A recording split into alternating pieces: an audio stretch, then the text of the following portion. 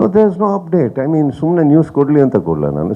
ನಾನು ಒಂದು ಮಾರ್ಕ್ ಮಾಡಿದ್ಮೇಲೆ I told you sir, within a matter of 5.5 months ನಾನು 120 days ವರ್ಕ್ ಮಾಡಿ 166 ಕಾಲ್ ಶೀಟ್ಸ್ ವರ್ಕ್ ಮಾಡಿ ಅದು ಮುಗೀತಿದ್ದ ಹಾಗೇ I was so tied up with big boss, I was so tied up with CCL. For the first time ನನಗೆ I just wanted to rest and not do anything. I just didn't do anything. ಮನೇಲಿದ್ದೆ, ಊಟ ಮಾಡ್ತಾಯಿದ್ದೆ, ಅಡುಗೆ ಮಾಡ್ತಾಯಿದ್ದೆ, workout ಮಾಡ್ತಾಯಿದ್ದೆ, ಮಲಗ್ತಾಯಿದ್ದೆ, ಅಲ್ಲಲ್ಲಿ gap ಸಿಗೋಗಿ ಏನಾದ್ರು ಆಡ್ಕೊಂಬರ್ತಾಯಿದ್ವಿ, ಕ್ರಿಕೆಟ್ ಏನಾದರೂ. I just rested for a while to look better. Because ನಾವು ಹೇಳಿದ್ದೀನಿ, ಲಾಸ್ಟ್ ಟೈಮ್ ಹೇಳಿದ್ದೀನಿ, ಹೀರೋಗಳಾದ ತಕ್ಷಣ ನಾನು ಹೆಂಗಿದ್ರು ನೋಡಬೇಕು ಅನ್ನೋದು ತಪ್ಪಾಗುತ್ತೆ. We have to look good, I should feel that good. So I took rest ಅಷ್ಟೇ. BRB ಇಸ್ ಗೋನ್ ಸ್ಟಾರ್ಟ್ ನಾವು. ಆ್ಯಂಡ್ ಇಲ್ಲದೇ ಇರೋ ಅಪ್ಡೇಟ್ಗಳು ನಾನು ಯಾವತ್ತೂ ಕೊಡೋಕ್ಕೆ ಸಾಧ್ಯನೇ ಇಲ್ಲ ಅಲ್ವಾ. ಇವರು ಅವಾಗಿಂದ ಕೂತು ರಿವೀಲ್ ಅಂತ ಇದ್ದಾರೆ. ಹಾಗೆ ಎಲ್ಲಿಂದ ಏನಾದ್ರು ಇದ್ದರೆ ಹೇಳ್ಬೋದು, ನಾನು ಏನಿಲ್ಲ ಹೇಳೋಕ್ಕೆ.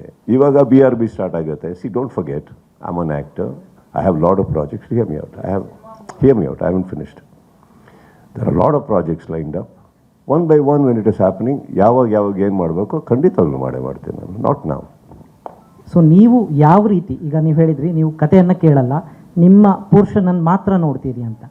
ಕಥೆಯನ್ನು ಕೇಳದೆ ಈ ರೀತಿ ಕ್ಯಾಮಿಯೋ ಮಾಡಿದಾಗ, ಈ ಸಿನಿಮಾ ಅಂತ ಹೇಳಲ್ಲ ನಾನು, ಎಕ್ಸಾಂಪಲ್ ಆಗಿ ಅದು ವರ್ಕೌಟ್ ಆಗದೇ ಇದ್ದಾಗ ನಿಮಗೆ ಯಾವ ರೀತಿ ನೆಗೆಟಿವ್ ಆಗಬಹುದು ಅಂತ ಒಂದು ಯೋಚನೆಯೂ ಇರುತ್ತೆ ನಿಮಗೆ.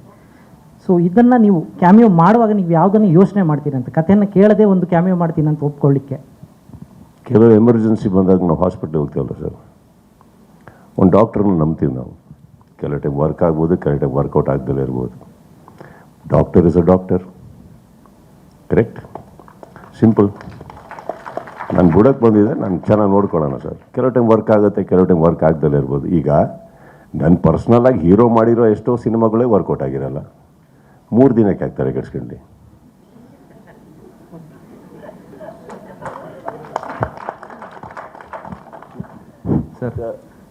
ಸರ್ ಮೊನ್ನೆ ರಮೇಶ್ ಸರ್ ಮಾತಾಡ್ತಾ, ಇಲ್ಲಿ sir front row sir, Ramesh sir ಮಾತಾಡ್ತಾ ಹೇಳಿದರು ಮೊನ್ನೆ, ಒಂದು ಸಿನಿಮಾಗೆ 3 ವರ್ಷ ಕೊಡೋದು ಭಾಳ ಕಷ್ಟ ಅಂತ. ಪ್ರೇಮ್ ಸರ್ 3 ವರ್ಷ ಒಂದು ಸಿನಿಮಾ ಕೊಟ್ಟಿದ್ದಾರೆ.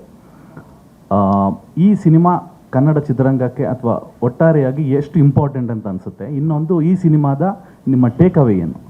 ನಿಮಗೆ ಅನ್ಸುತ್ತಾ ಈ ಸಿನಿಮಾ ಕನ್ನಡ ಚಿತ್ರರಂಗಕ್ಕೆ ಇಂಪಾರ್ಟೆಂಟ್ ಅಂತ ಅನ್ಸುತ್ತೆ?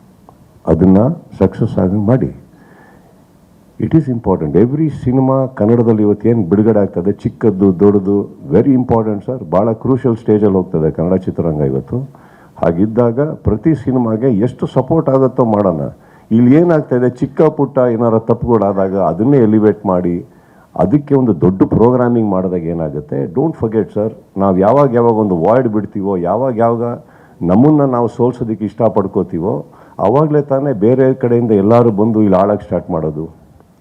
ಚಿತ್ರರಂಗ ಅಂದಮೇಲೆ ಇದೆಲ್ಲ ಇದ್ದೇ ಇರುತ್ತೆ. ಇದು ನಮ್ಮ ಸಿನಿಮಾ, ಇದು ನಮಗೆ ದೊಡ್ಡದಾಗಬೇಕಾ? ಹಾಗೇ ಆಗುತ್ತೆ. ಹಾಗಂತ ಇದು ಮಾತ್ರ ಅಲ್ಲ, ಇನ್ನೂ ಯಾವುದೋ ಎಷ್ಟೋ ಚಿಕ್ಕ ಸಿನಿಮಾಗಳು ಬರ್ತಾ ಇರ್ಬೋದು. ಇಲ್ಲಿ ಚಿಕ್ಕದಂದಾಗ ನಾನು ಹೇಳಿದ್ದು ಬಡ್ಜೆಟ್ ವೈಸ್ ಸರ್. ಸಕ್ಸಸ್ ಆಗಬೇಕು. We are going through a phase which we need to surpass ನಾವು. ಅರ್ಥ ಆಯ್ತಾ? ಹಾಗಿರ್ಬೇಕಾದ್ರೆ ದುರ್ಬೀನು ಮೈಕ್ರೋಸ್ಕೋಪ್ ಹಾಕ್ಕೊಂಡು ಒಂದು ಸಿನಿಮಾದಲ್ಲಿ ಬರೀ ತಪ್ಪುಗಳು, ಇದು ಮಿಸ್ಟೇಕ್ ಅನ್ನೋ ಬದಲು ತಿದ್ದುಕೊಳ್ಳೋಕೆ ಒಂದು ಅವಕಾಶ ಕೊಟ್ಟು ಸಿನಿಮಾಗಳನ್ನ ಉದ್ಧಾರ ಮಾಡೋಕ್ಕೆ ಹೋದಾಗ ಏನಾಗುತ್ತೆ, ನಮ್ಮ ಚಿತ್ರರಂಗ ಮತ್ತೆ ಕಳ ಅಂತ ಉದ್ಧಾರ ಆಗೋಕ್ಕೆ ಸ್ಟಾರ್ಟ್ ಆಗುತ್ತೆ. ರೈಟ್?